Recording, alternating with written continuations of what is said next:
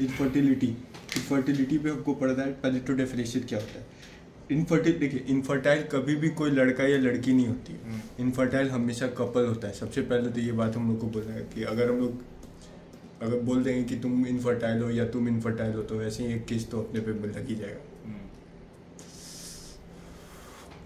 तो डेफिनेशन क्या है, after 1 year of unprotected intercourse no children, मतलब इनफर्टाइल। टाइप्स क्या होता है, प्राइमरी और सेकेंडरी।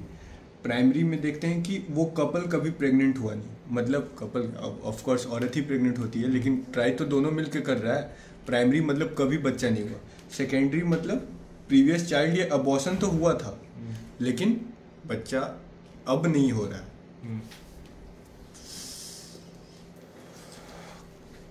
सब फर्टिलिटी या डिलेड फर्टिलिटी। सब फर्टिलिटी डिलेड फर्टिलिटी का मतलब ऑलमोस्ट 1 साल ट्राई करता पड़ता है तब जाके बच्चा होता है। अब देखिए चांस ऑफ कंसेप्शन, देखिए ये थोड़ा है मतलब अच्छा। Chance of conception with unprotected intercourse, 90% couple जो है ना 1 साल के अंदर अंदर बच्चा हो जाता है। उसमें से मतलब ऑलमोस्ट 80% को 3 से 6 महीना के अंदर अंदर ही हो जाता है, ज़्यादा मतलब ट्राई नहीं करना पड़ता है। अगर हम लोग 1 act of intercourse at 14th day, 14th day पे क्या होता है,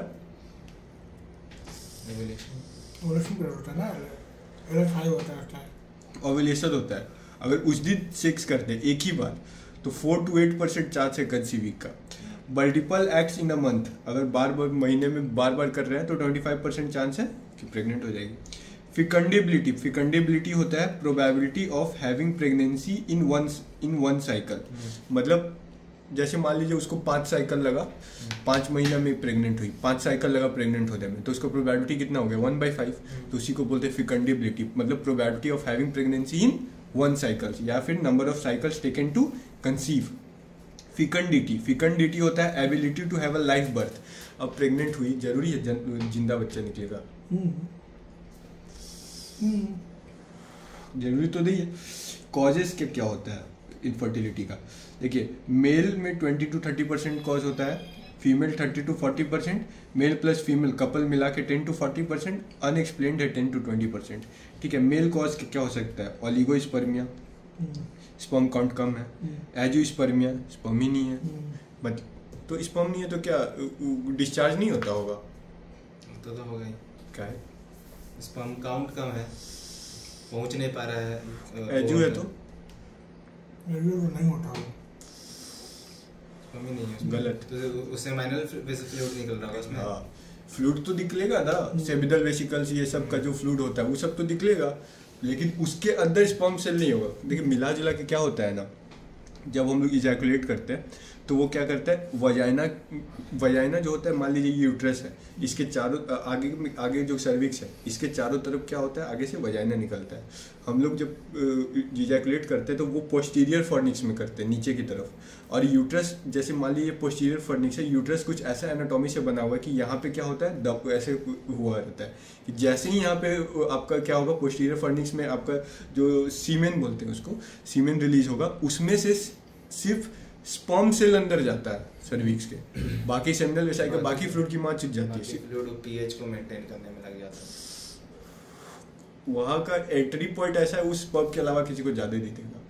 ठीक है, तो डिस्चार्ज तो होगा क्योंकि सेमिनल वेसिकल्स ये सब तो है ही।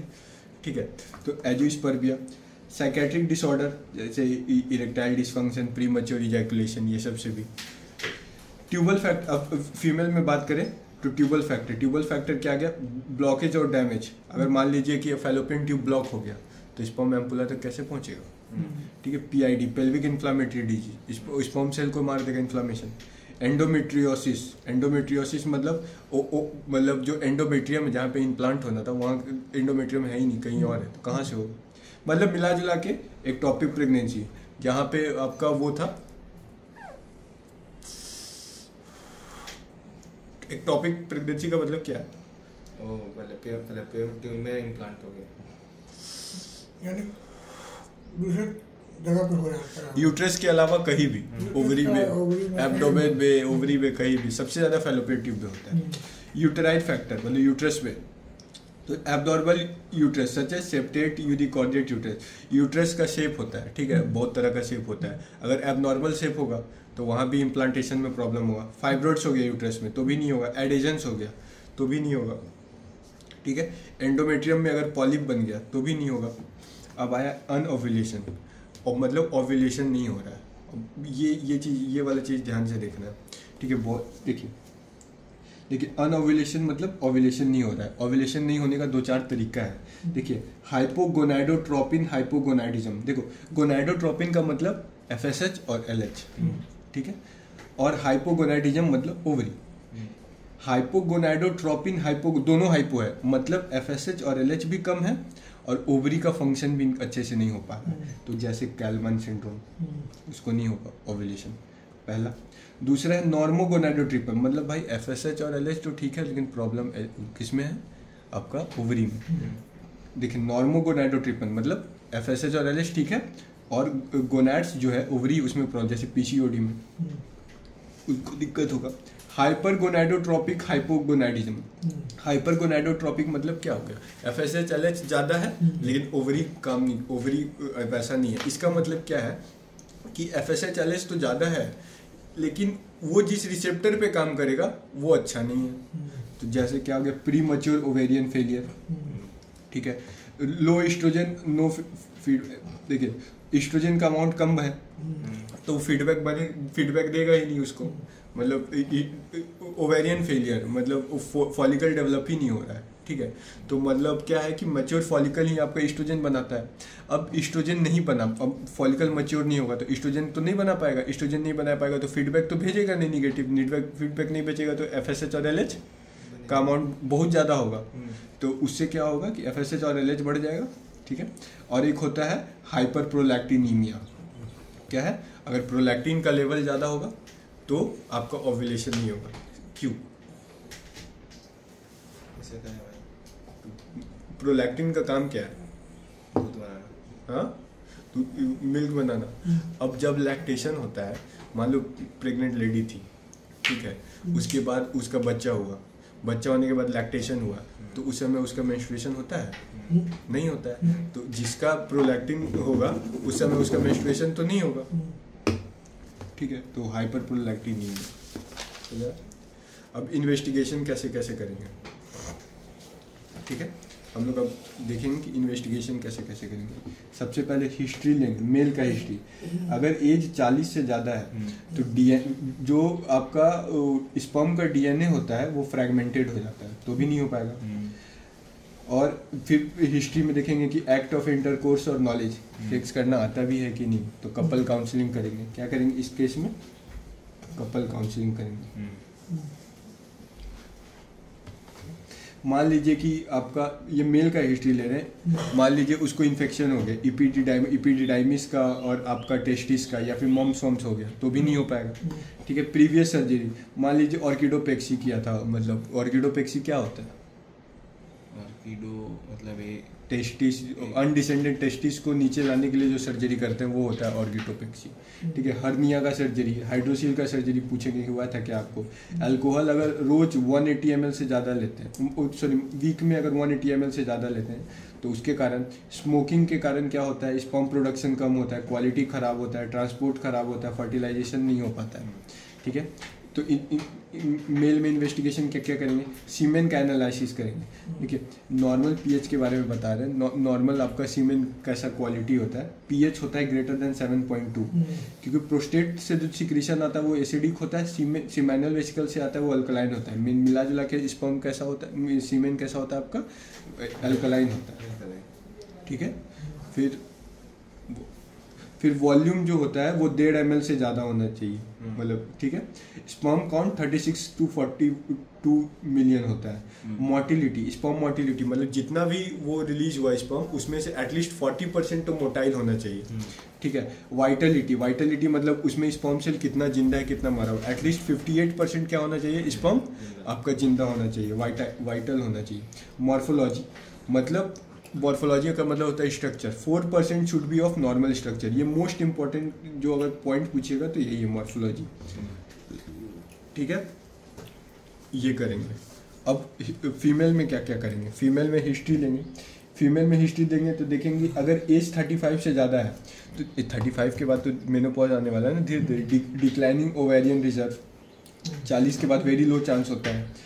फीमेल में कोई इन्फेक्शन हो गया, रिकरेंट पीआईडी, एंड्रोमेट्राइटिस, टीबी पेल्विस, या फिर उसका देखेंगे कोई हिस्ट्री में एमटीपी या एबॉर्शन ये सब तो नहीं हुआ था, जैसे एंड्रोमेट्राइटिस, ऑस्टियल इन्फेक्शन ऑस्टिया का इन्फेक्शन, या फिर ब्लॉक ट्यूब, अगर ट्यूब ही ब्लॉक है क्या, अल्कोहल स्मोकिंग उसका भी देखेंगे, मिला जुला के सब देखेंगे। ठीक है, जो इसका था हिस्ट्री में मिला जुला के सेम ही, इन्फेक्शन, अल्कोहल, स्मोकिंग, फिर आपका हो गया एज, इसमें भी यही था, एज, इन्फेक्शन, अल्कोहल, स्मोकिंग, इसमें भी age, infection, alcohol, smoking, previous surgery का कोई हिस्ट्री है या फिर कोई वैसा है। तो इन्वेस्टिगेशन में क्या क्या करेंगे, PV examination for anatomy, per vaginal examination anatomy के लिए करेंगे कि भाई एनाटॉमी आपका ठीक है कि नहीं, ट्रांसवेजनल सोनोग्राफी करेंगे, फिर ओव्यूलेशन टेस्ट करते हैं, ये बहुत इंपॉर्टेंट है। ओव्यूलेशन टेस्ट में क्या होता है ना कि बेसल बॉडी टेम्परेचर देखते हैं। अभी किसी औरत का टेम्परेचर मान लीजिए 35 है, मतलब मान लीजिए 98 डिग्री फ़ारेनहाइट है, तो जब जिस दिन ओव्यूलेशन होगा मतलब 14वां दिन, उसका टेम्परेचर ना 0.5 डिग्री बढ़ता है फ़ारेनहाइट में। तो हमसे ये क्वेश्चन पूछा है कि मतलब ओव्यूलेशन का साइन क्या क्या, साइंस ऑफ ओव्यूलेशन, तो यही है आपका 2-4 चीज़ों भी बताएंगे, वही आपको लिखना है साइंस ऑफ ओव्यूलेशन में, ये क्वेश्चन है। तो पहला क्या लिखेंगे कि 0.5 डिग्री उसका टेम्परेचर बढ़ेगा, क्यों?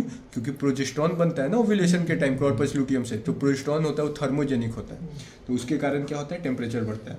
फिर सीरम प्रोजेस्टेरॉन का लेवल बढ़ेगा, क्यों? क्योंकि ओव्यूलेशन के बाद प्रोजेस्टेरॉन बन रहा है, तो लेवल क्या, ग्रेटर देन 3 नैनोग्राम पर ml ऑन डे 21। ठीक है, LH का अमाउंट है जो आपका 15 IU से ज़्यादा होना चाहिए। सीरियल USG करेंगे, ये बहुत देखिए बहुत मस्त चीज़ है।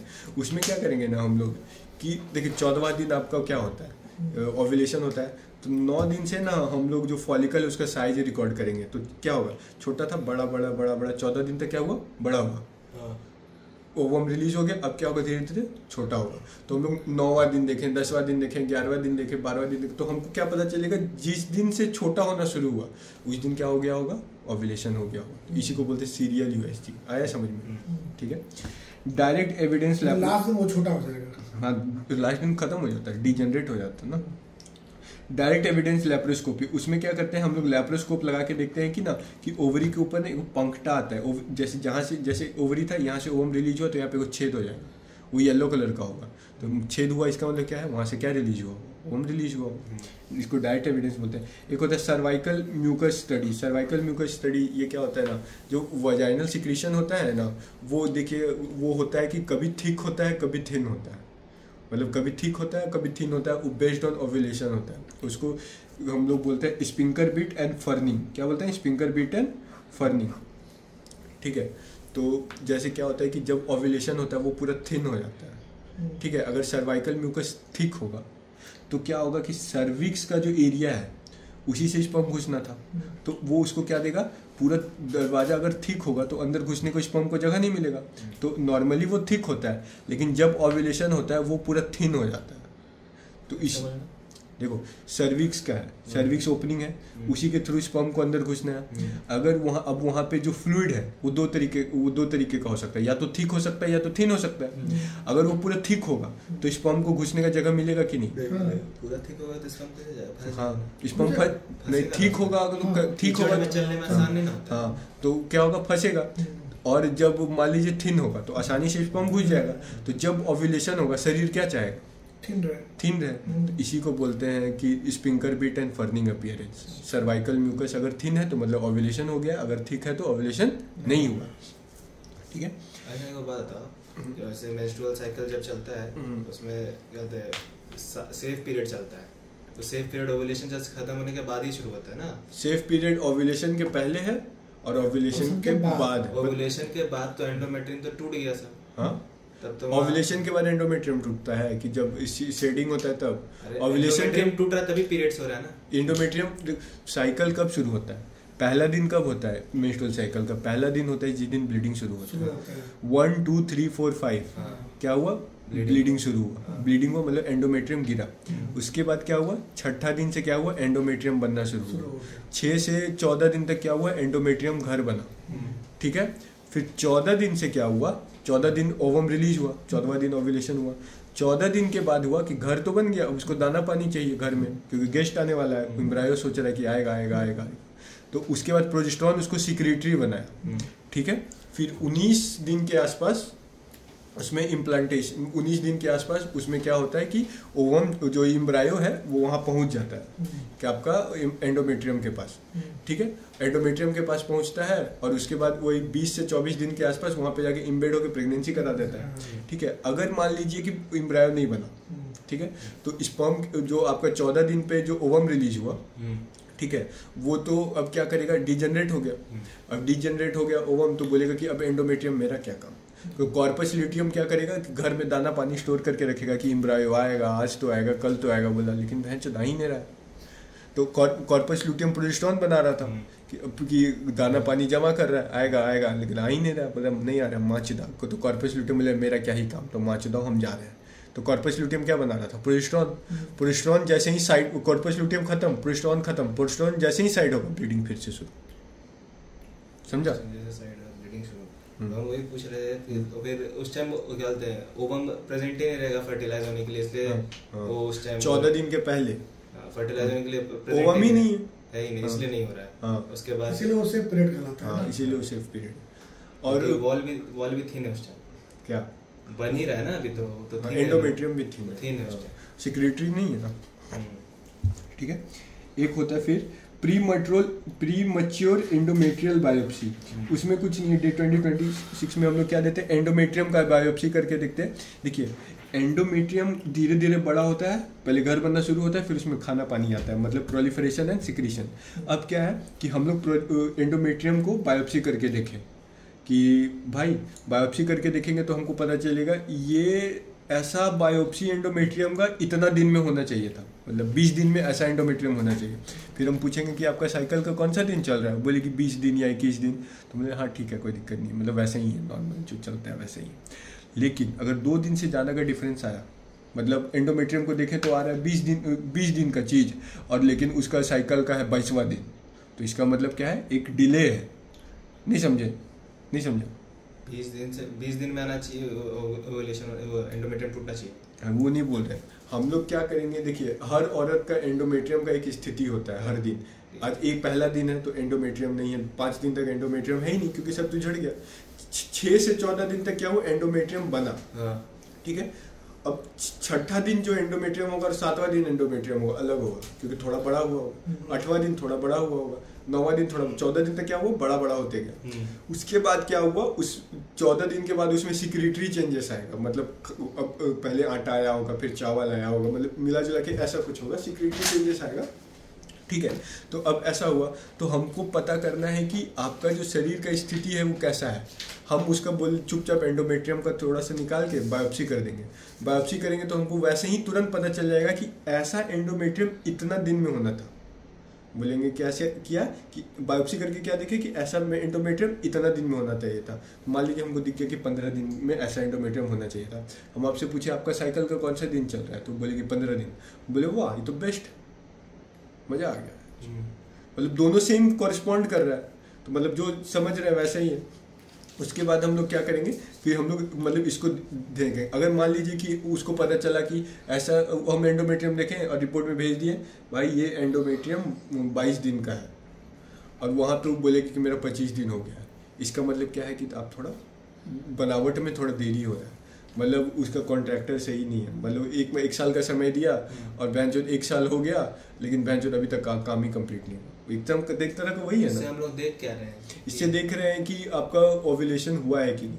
मान लीजिए 14 दिन में जो होना था, 14 दिन में जो ओव्यूलेशन का स्थिति था, मतलब एंडोमेट्रियम का स्थिति था वो होना, 14वां दिन में जाके चेक किए कि तो देखे कि 14 दिन में तो भाई ऐसा ऐसा होना था। वहाँ एंडोमेट्रियम का बायोप्सी की तो 12 ही दिन आया, तो बोलेंगे भाई कहाँ हुआ आपका ओव्यूलेशन।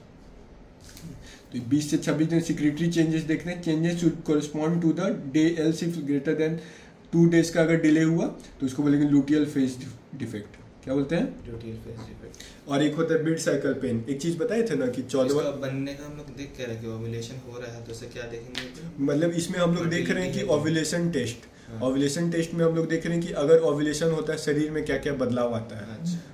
तो ये क्वेश्चन पूछेगा कि आप कैसे कि इंडिकेट कीजिएगा कि ओव्यूलेशन हो गया है। तो टेम्परेचर बढ़ जाएगा, मिड साइकिल पेन होता है, 14वां दिन एक पेन होता है ना, बताए थे ना, जो पाउच ऑफ डगलस में इरिटेशन होता है। फिर डायरेक्ट एविडेंस देखेंगे, कुछ सीरम टेस्ट ये सब करेंगे। फिर एक होता है सोनोसेल्पिंगोग्राफी। क्या करेंगे? अल्ट्रासाउंड के हेल्प से हम लोग फैलोपियन ट्यूब को देखेंगे। Fluid pushed into the cavity and seen on ultrasound, ठीक है। लैप्रोहिस्टोस्कोपी, लैप्रोहिस्टोस्कोपी मतलब क्या है? लैप्रो मतलब एब्डोमेन के थ्रू, हिस्ट्रो मतलब यूट्रस के थ्रू। एक कैमरा डालेंगे एब्डोमेन से, एक कैमरा डालेंगे नीचे से, ठीक है। हाँ, दोनों तरफ से हम लोग क्या देखेंगे? ऊपर से भी देखेंगे और नीचे से भी देखेंगे। तो इससे क्या हमको पता चले? Abdominal scope through abdominal scope and hysteroscope into uterus. Put dye in the cavity and कीस, हम दोनों तरफ से देखेंगे कि क्या स्थिति है अंदर का। एक होता है hysterosalpingography, radiopaque dye pushed into the uterus which fluoroscopy करते हैं। मतलब हम लोग क्या करते हैं ना कि हम लोग यूट्रस के अंदर फ्लूइड डालते हैं, ठीक है, एक कैनुला से। उसके बाद हमको उसको अल्ट्रासाउंड करवा के, उसके बाद हम लोग करवा के देखते हैं उसको कि कैसा दिख रहा है। Tells about the uterine cavity and tubal patency, कि मतलब मान लीजिए कि हम उसमें वो डालें, फ्लूइड डालें, तो उसको क्या था? पूरा फैलोपियन ट्यूब, फिमराई सबको कवर करना था। अगर इस साइड वाला फैलोपियन ट्यूब में नहीं गया, इसका मतलब क्या है? यहाँ पे ब्लॉक है। तो ये हम लोग को ऑस्पी में भी पूछता है। हिस्टोसेल्पिंगोग्राफी का वो रहता है सीट, एक्सरे सीट लगता होगा कि एक्सरे पूछ रहा है, वो HSG रहता है, एक्सरे नहीं रहता है उसके अंदर, ठीक है। तो मैनेजमेंट क्या है? इनफर्टिलिटी का मैनेजमेंट क्या है? ठीक है, ये लेबोरेटरी टेक्निक है जो IVF जो होता है। एक होता है दवाई से कैसे करेंगे। दवाई से हमको क्या करना है? We need to do ovulation induction. मतलब हम लोग को क्या करना, अभी प्रॉब्लम क्या था? प्रॉब्लम था कि FSH नहीं बन रहा था तो फॉलिकल मैच्योर नहीं हो रहा था, फॉलिकल मैच्योर नहीं हो रहा था तो ओव्यूलेशन नहीं हो रहा था, ओव्यूलेशन नहीं हो रहा था तो फर्टिलाइजेशन नहीं हो रहा था, तो बच्चा नहीं हो रहा था। इलाज उला के प्रॉब्लम क्या था? फॉलिकल को मैच्योर करना है, उसको FSH, फॉलिकल को मैच्योर कौन करता है? FSH। हमको क्या करना है? FSH देना है। नहीं समझा? फिर से बोले, समझ गया? मिला जुला के हम लोग को FSH देना है। FSH देने का क्या तरीका? यही है, जैसे हम बता रहे, we need to increase FSH till the follicle mature and then they produce enough estrogen to proliferate endometrium, समझ गया? Then we need to stop estrogen so that FSH and LH production